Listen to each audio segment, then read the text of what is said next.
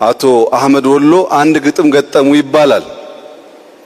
ቀኙ የሰራውን ግራ ያፈረሰው ሁሉም ጦማዳሪ ሆነ ያገሬ ሰው አልቅሶ ከመኖር እድሜ ዘመኑን አይቆነጠጥም ወይ ቀኙ ግራውን አሉት ይባላል። ቀኙ ግራውን መቆንጠጥ ካልቻለ፣ ቀኙ ግራውን ማሳረፍ ካልቻለ ያየናቸው ተስፋዎች ያየናቸው ሙከራዎች ሊበላሹ ይችላሉ። ጊዜ አይለፍብን።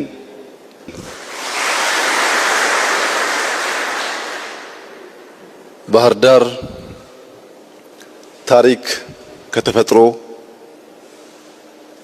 ሁለቱም ሳይሰስቱ ውበት ያበዙላት ታሪክ ያጠገቧት ለኛ ለኢትዮጵያውያን ከኛም አልፎ ለአፍሪካውያን የልማት የብልጽግና የለውጥ የእድገት ምሳሌ መሆን የምትችል ከተማ ነች።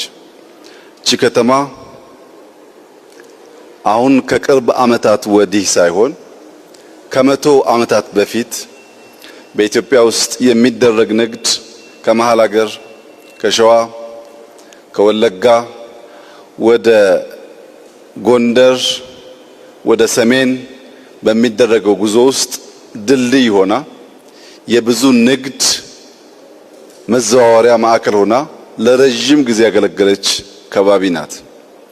ለዚያ አንዱ ማሳያ በጎርጎራና በባህር ዳር መካከል ለነበረው የንግድ እንቅስቃሴ በጊዮርጊስ ግቢ ማረፊያ ግንብ የተገነባው ቢያንስ ከ200 ዓመት በፊት ነው።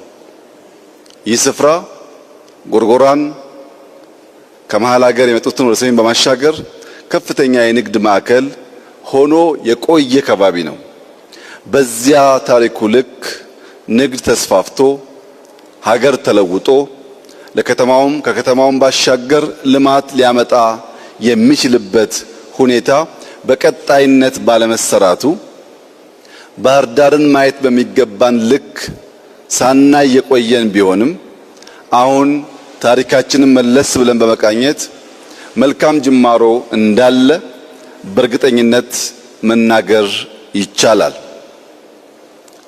ከቅርብ ጊዜ ወዲህ የጎርጎራ ሪዞርት ተገንብቶ እዚህም ፈለገ ጊዮን ባህር ዳር ከተማ ውስጥ ተገንብቶ ሁለቱን ማገናኘት የሚችል የብዙ ቦቶች መርከቦች በተለይም ጣናነሽን የመሰለ በኢትዮጵያ ትልቋን መርከብ በዚህ አካባቢ ማምጣት የተቻለበት ዋናው ምክንያት በቱሪስት መስክ ባህር ዳር ለኢትዮጵያ ማበርከት የምትችለው በጣም በርካታ ሀብቶች ስላሉ ነው።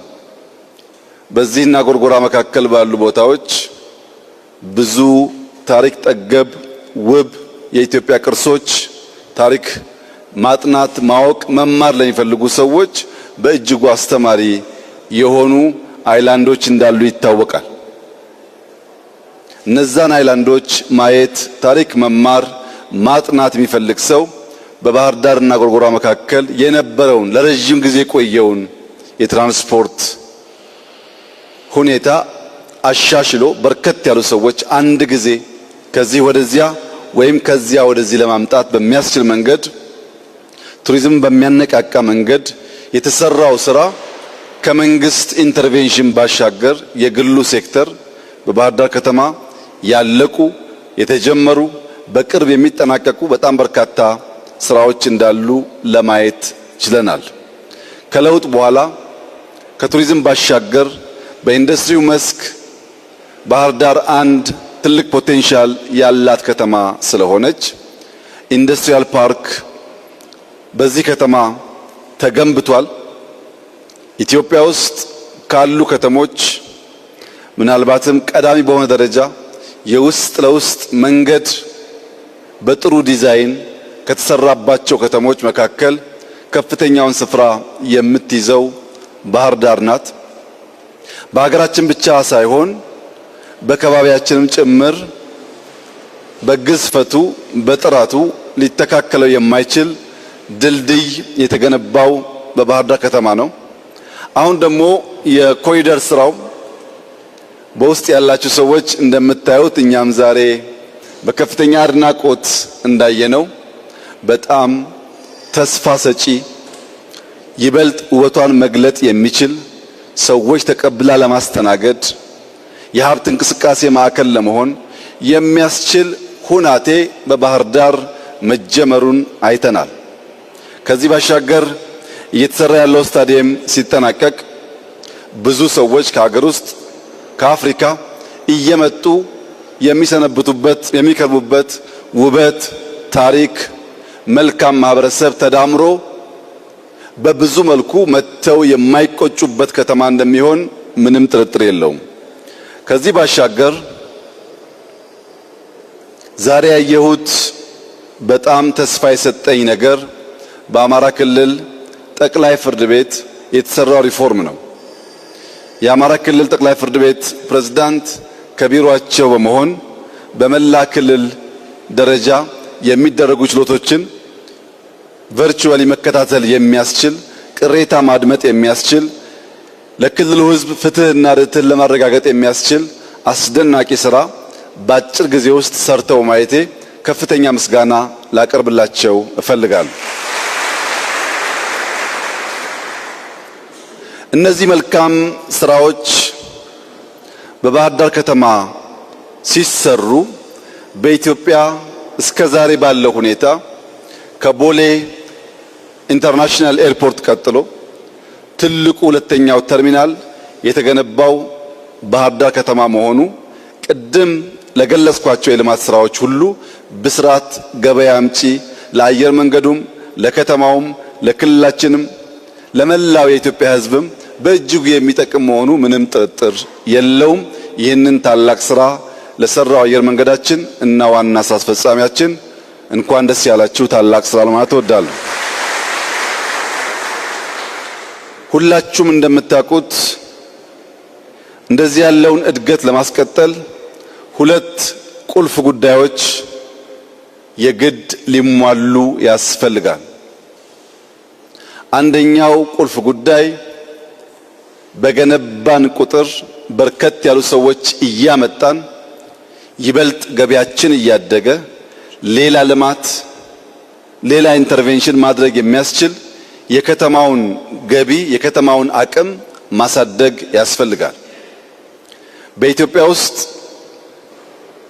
ከቦሌ ቀጥሎ ትልቁ ተርሚናል አለ ብንልም ትልቁ ድልድይ አለ ብንልም ትላልቅ ሪዞርቶች ተገነቡ ብንልም ስታዲየም እያለቀ ነው ብንልም ዛሬ ባህር ዳር ኢትዮጵያ ውስጥ ካሉ ከተሞች ገቢዋ 7ኛ ደረጃ ነው። ይህ ገቢ ካልተሻሻለ በስተቀረ ከንቲባ ጎሹ ከተማን መቀየር አይችልም ብቻ ሳይሆን እስካሁን የሰራውን ጭምር ሜንቴን ማድረግ አይችልም።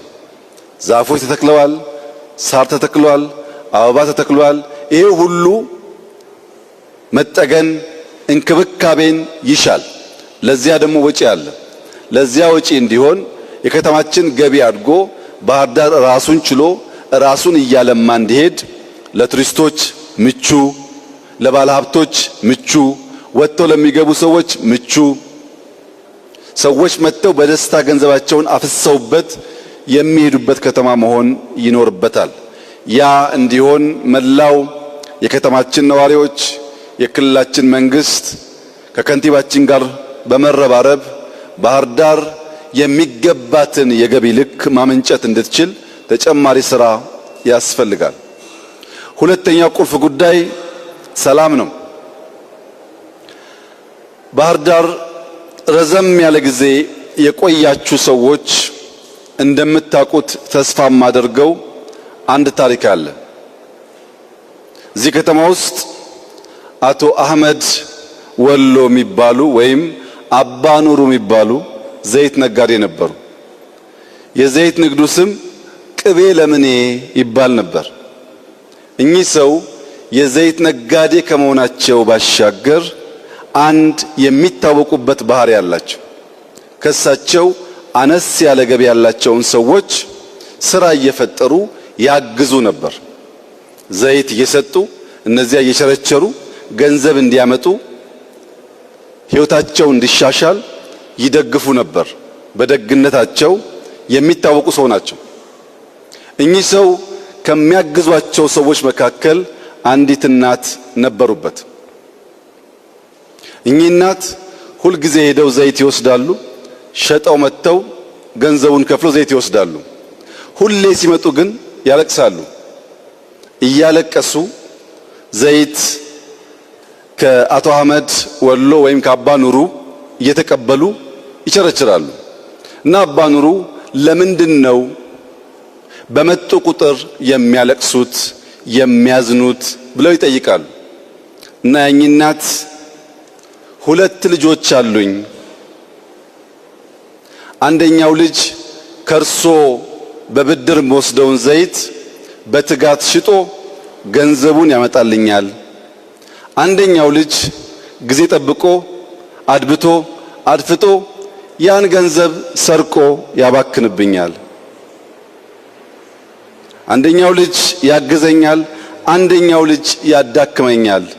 በዚህ ምክንያት ውስጤ ሐዘን ገብቶ ነው በየጊዜው የማዝነው የማለቅሰው ብለው ሴትየዋ ሲመልሱ አቶ አህመድ ወሎ አንድ ግጥም ገጠሙ ይባላል። ቀኙ የሰራውን ግራ ያፈረሰው ሁሉም ጦማዳሪ ሆነ ያገሬ ሰው፣ አልቅሶ ከመኖር እድሜ ዘመኑን አይቆነጠጥም ወይ ቀኙ ግራውን አሉት ይባላል። ቀኙ ግራውን መቆንጠጥ ካልቻለ፣ ቀኙ ግራውን ማሳረፍ ካልቻለ ያየናቸው ተስፋዎች ያየናቸው ሙከራዎች ሊበላሹ ይችላሉ። ጊዜ አይለፍ፣ ዘመን አይለፍብን። እድል ስናገኝ እንጠቀምበት። እድል ስናገኝ ልማት እንስራበት። ይህን ቦታ የሰራነው ከጅምሩ አቅደን ሳይሆን በዚያ ግጭት ምክንያት ጠላት ያኛውን ቀድሞ የነበረውን ያነሰውን አሮጌውን ተርሚናል ሲመታብን በዚያ ከምናላዝን በዚያ ከምናዝን ያንን ችግር ወደ እድል ቀይረን የተሻለ የላቀ ያማረ ለልጆቻችን የሚሻገር ነገር መገንባት ተችሏል። ይህ ነገር ልማድ እንዲሆን፣ ይህ ነገር እንዲደጋገም ባህር ዳር በአፍሪካ ውስጥ ከጥቂት ሀገራት ውጪ ሻል ያለ ኤርፖርት ብቻ ሳይሆን እውነቱን ለመናገር ከሆነ ከብዙ የአፍሪካ ካፒታል ሲቲ የሚሻል የሚልቅ የሚበልጥ ፖቴንሻል አላት። ይህ ፖቴንሻል በእኛ ትጋት፣ በእኛ ጥረት፣ በእኛ ልፋት፣ በእኛ ስራ ልቆ ሊታይ የሚችል ስለሆነ መላው የከተማችን ነዋሪዎች ሰላም ውድ ስጦታ፣ ጊዜ ትልቅ ሀብት፣ ስራ ትልቅ ጸጋ፣ ትብብር በጋራ መቆምና መልፋት ከምን ጊዜም በላይ የሚያስፈልግበት ዘመን መሆኑን መገንዘብ ያስፈልጋል።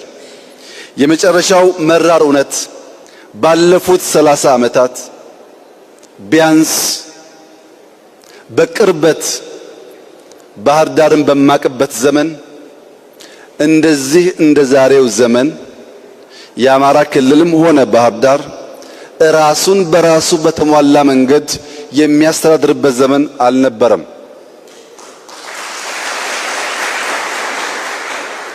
ፕሬዝዳንታችን ከነሙሉ ክብራቸውና ሕግ ሰጣቸው ስልጣን ጋር ያሻቸውን መወሰን የሚችሉ የታመኑ፣ የተወደዱ፣ የተከበሩ፣ የሚሰሩ፣ የሚያሰሩ ፕሬዝዳንት ናቸው።